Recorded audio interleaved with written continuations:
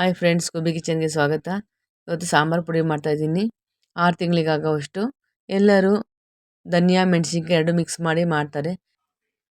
ನಾವು ಆ ರೀತಿ ಮಾಡಲ್ಲ. ಬರೀ ಧನಿಯಾ ಕಾಳುಗಳೆಲ್ಲ ಹಾಕ್ಬಿಟ್ಟು ಸಾಂಬಾರು ಪುಡಿ ಮಾಡ್ತೀವಿ. ಇದನ್ನು ಯಾವ ರೀತಿ ಮಾಡೋದನ್ನು ನೋಡೋಣ ಬನ್ನಿ. ಫಸ್ಟಿಗೆ ಧನಿಯಾ 2 kg ಧನಿಯಾ ತಗೊಂಡು 2 ದಿನ ಬಿಸಿಲು ಕ್ಲೀನಾಗಿ ಒಣಗಿಸ್ಬೇಕು. ಎಲ್ಲ ಕ್ಲೀನ್ ಮಾಡಿ ನಂತರ ಇದನ್ನು ಸ್ವಲ್ಪ ದಪ್ಪ ತಳ ಪಾತ್ರೆಯಲ್ಲಿ ಚಿಕ್ಕ ಊರಿನಲ್ಲಿ ನೀಟಾಗಿ ಈ ರೀತಿ ಬಿಸಿ ಮಾಡ್ಕೋಬೇಕಷ್ಟೇ, ಜಾಸ್ತಿ ಉರಿಬಾರ್ದು. ಈ ರೀತಿಯಾಗಿ 2 kg ಧನಿಯಾನ ನಾನು ಸ್ವಲ್ಪನೇ ಹಾಕ್ಕೊಂಡು ಈ ರೀತಿ ಉರಿತಾ ಇದ್ದೀನಿ.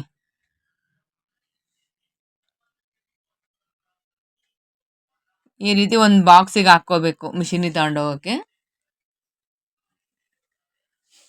ಎರಡನೇ ಸಲ ಹುರ್ಕೋತಾ ಇದ್ದೀನಿ.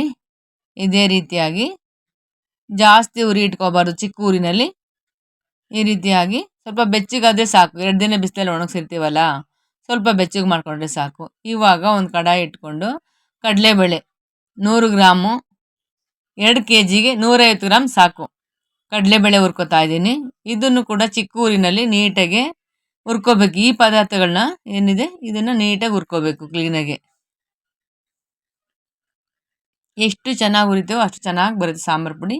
ಇವಾಗ ಕಡಲೆಕಾಳನ್ನು ಕೂಡ ಹುರ್ಕೋತಾ ಇದ್ದೀನಿ. ಕಡಲೆಬೇಳೆ ಒಂಥರ ಟೇಸ್ಟ್ ಕೊಡುತ್ತೆ, ಕಡಲೆಕಾಳು ಒಂಥರ ಟೇಸ್ಟ್ ಕೊಡುತ್ತೆ. ಇವಾಗ ಕಡಲೆಕಾಳು ಹುರ್ಕೋತಾ ಇದ್ದೀನಿ. ಇದನ್ನು ಅಷ್ಟೇ ಕ್ಲೀನಾಗಿ ಅದು ಸಿಪ್ಪೆ ಬಿಡೋವರೆಗೂ ನೀಟಾಗಿ ಈ ರೀತಿಯಾಗಿ ಹುರ್ಕೋಬೇಕು. ಸ್ಲೋ ಫ್ಲೇಮಲ್ಲಿ ಈ ರೀತಿಯಾಗಿ ಹುರ್ಕೋಬೇಕು. ಇದನ್ನು ಕೂಡ ಹಾಕೋತಾ ಇದ್ದೀನಿ ಧನಿಯಕ್ಕೆ. ಆಮೇಲೆ ಇವಾಗ ತೊಗರಿಬೇಳೆ ಈ ರೀತಿ ಇದನ್ನು ಕೂಡ ಚೆನ್ನಾಗಿ ಹುರ್ಕೋಬೇಕು.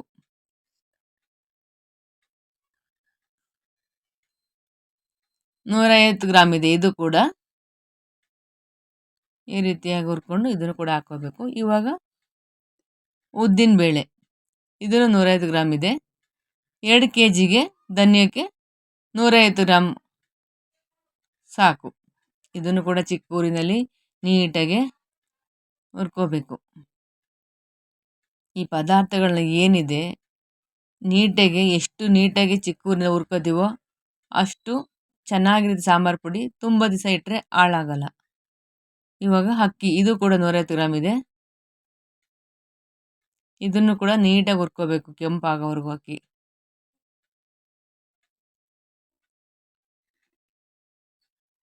ಎರಡು kg ಧನಿಯಕ್ಕೆ 150 ಗ್ರಾಮ್ ಅಕ್ಕಿ ತೊಗೊಂಡಿದ್ದೀನಿ.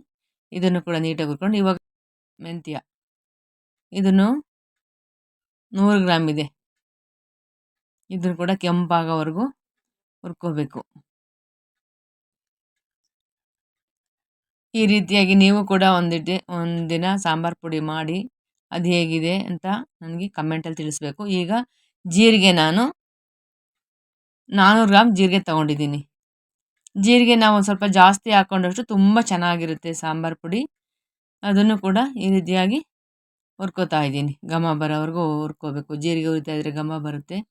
ಈಗ ಸಾಸಿವೆ ಕೂಡ ಇದನ್ನು ಕೂಡ ಚಿಕ್ಕ ಊರಿನಲ್ಲಿ ಚಟಪಟ ಅಂತ ಸಿಡಿಬೇಕು, ಅಲ್ಲಿವರೆಗೂ ಹುರ್ಕೋಬೇಕು.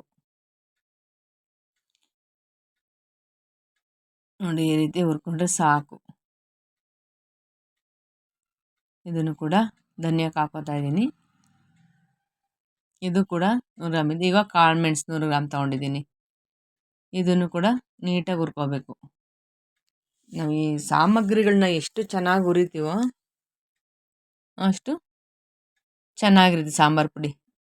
ಕಾಳು ಮೆಣಸೇನು ಜಾಸ್ತಿ ರೋಸ್ಟ್ ಮಾಡೋದು ಬೇಡ, ಸ್ವಲ್ಪ ಬೆಚ್ಚಗೆ ಮಾಡಿಕೊಂಡು ಹಾಕ್ಕೊಂಡ್ರೆ ಆಯಿತು.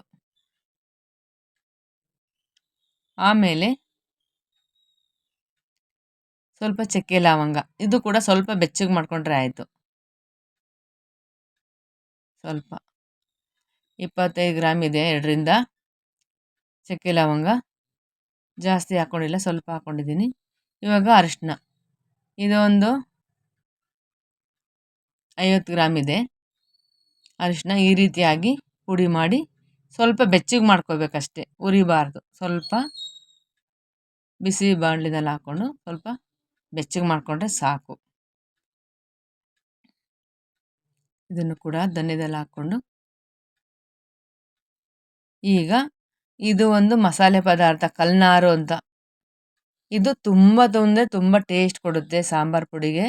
ಈ ರೀತಿಯಾಗಿ ಒಮ್ಮೆ ಮಾಡಿ ನೋಡಿ ಸಾಂಬಾರ್ ಪುಡಿ. ಹೇಗಿದೆ ಅಂತೇಳಿ ನನಗೆ ಕಮೆಂಟಲ್ಲಿ ತಿಳಿಸ್ಬೇಕು. ಇದು ಕಲ್ನಾರು ಅಂತೇಳಿ. ಇದೊಂದು 10 ಗ್ರಾಮ್ ಅಷ್ಟು ಹಾಕೊಂಡಿದ್ದೀನಿ. ಇವಾಗ ಒಂದು ಕೈ ಹಿಡಿಯಲ್ಲಿ ಒಂದು ಹಿಡಿಯಷ್ಟು ಕರ್ಬೇವಿನ ಸೊಪ್ಪು ಹಾಕ್ಕೊಂಡು ಈ ರೀತಿಯಾಗಿ ಇದನ್ನು ಕೂಡ ರೋಸ್ಟ್ ಮಾಡ್ಕೋಬೇಕು.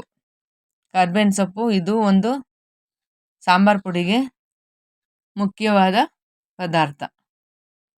ಈ ರೀತಿಯಾಗಿ ಹಾಕ್ಕೋಬೇಕು. ಕಡೆಯದಾಗಿ ಗ್ಯಾಸ್ ಆಫ್ ಮಾಡಿಬಿಟ್ಟು ಬಾಣಲಿ ಬಿಸಿ ಇರುತ್ತಲ್ವ, ಅದಕ್ಕೆ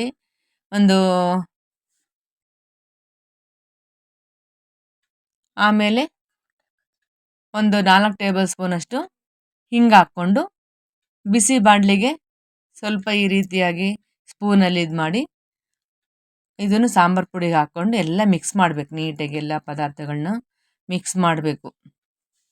ಗಸಗಸೆ ಹಾಕ್ಕೊಂಡಿದ್ದೀನಿ, ಸ್ಕಿಪ್ ಆಗಿದೆ, ಸಾರಿ. ಅದು ಕೂಡ 100 ಗ್ರಾಮ್ ಹಾಕ್ಕೊಂಡಿದ್ದೆ. ಗಸಗಸೆನೂ ತುಂಬ ಅಂದರೆ ತುಂಬ ಟೇಸ್ಟ್ ಕೊಡುತ್ತೆ ಸಾಂಬಾರು ಪುಡಿಗೆ. ಎಲ್ಲ ವೆಜಿಟೇಬಲ್ ಹಾಕಿ ತರಕಾರಿ ಸಾಂಬಾರಿಗೆ ಇದೊಂದು ಸ್ಪೂನ್ ಹಾಕಿದ್ರೆ ಸಾಕು, ತುಂಬ ಚೆನ್ನಾಗಿರುತ್ತೆ ಸಾಂಬಾರು. ಈ ರೀತಿಯಾಗಿ ಮಾಡಿ ಮಿಷಿನಿಗೆ ಹಾಕ್ಸ್ಕೊಂಬಂದಿದ್ದೀನಿ ನೋಡಿ. ಈ ರೀತಿ ಆಗಿದೆ ಸಾಂಬಾರು ಪುಡಿ. ಸಾಂಬಾರು ಪುಡಿ ಹಾಕ್ಸ್ಕೊಂಬಂದ್ಮೇಲೆ ತುಂಬ ಬಿಸಿ ಇರುತ್ತಲ್ವ ಅದು ಪೌಡ್ರು, ಈ ರೀತಿಯಾಗಿ ಒಂದು ನ್ಯೂಸ್ ಪೇಪರ್ ಮೇಲೆ ಹಾಕ್ಬಿಟ್ಟು ಒಂದು 2 ಅವರ್ ತಣ್ಣಗೆ ಬಿಡಬೇಕು. ಈ ರೀತಿ ಮಾಡಿದ್ರೆ ತುಂಬ ದಿವಸ ಹಾಳಾಗಲ್ಲ, ಕ್ಲೀನಾಗಿರುತ್ತೆ ಮತ್ತು ಘಮನೂ ತುಂಬ ಚೆನ್ನಾಗಿರುತ್ತೆ ನೋಡಿ. ಇವಾಗ ಈ ರೀತಿ 2 ಅವರ್ ಆಗಿದೆ. ಇದನ್ನು ತೆಗೆದು ಬಾಕ್ಸಿಗೆ ಮತ್ತೆ ಹಾಕೋಣ.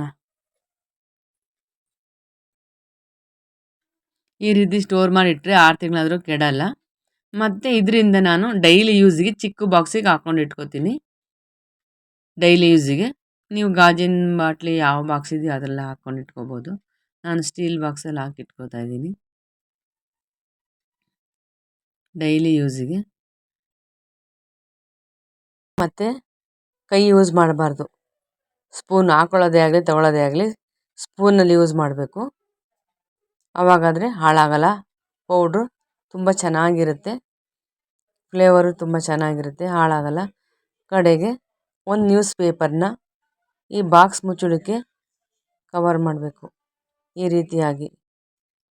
ರೀತಿಯಾಗಿ ಸುತ್ತ ಕಟ್ ಮಾಡಿ ನೀಟಾಗಿ ಬಾಕ್ಸ್ ಮುಚ್ಚಳನ ಮುಚ್ಚಿದ್ರೆ 6 ತಿಂಗಳವರೆಗೂ ಫ್ಲೇವರ್ ಆಗೇ ಇರುತ್ತೆ, ಕೆಡಲ್ಲ, ತುಂಬ ಚೆನ್ನಾಗಿರುತ್ತೆ. ಈ ಮೆಥಡಲ್ಲಿ ಮಾಡ್ಕೊಳ್ಳಿ. ನಾನು ಮಾಡಿರ್ತಕ್ಕಂಥ ಮೆಥಡಲ್ಲಿ ಮಾಡಿರ್ತಕ್ಕಂಥ ಸಾಂಬಾರು ಪುಡಿ ನಿಮಗೆ ಇಷ್ಟ ಆಗಿದ್ದರೆ ಲೈಕ್ ಮಾಡಿ, ಶೇರ್ ಮಾಡಿ, ಸಬ್ಸ್ಕ್ರೈಬ್ ಮಾಡಿ. 1 ಸ್ಪೂನ್ ಹಾಕಿದ್ರೆ ಸಾಕು, ರೆಡಿಮೇಡ್ ಪೌಡ್ರ್ಗಳೇ ಬೇಡ. ತುಂಬ ಚೆನ್ನಾಗಿರುತ್ತೆ, ಟೇಸ್ಟಿಯಾಗಿರುತ್ತೆ. ಒಂದು ಸರಿ ಟ್ರೈ ಮಾಡಿ. ಮುಂದಿನ ವಿಡಿಯೋದಲ್ಲಿ ಸಿಗೋಣ. ಎಲ್ಲರಿಗೂ ಧನ್ಯವಾದಗಳು.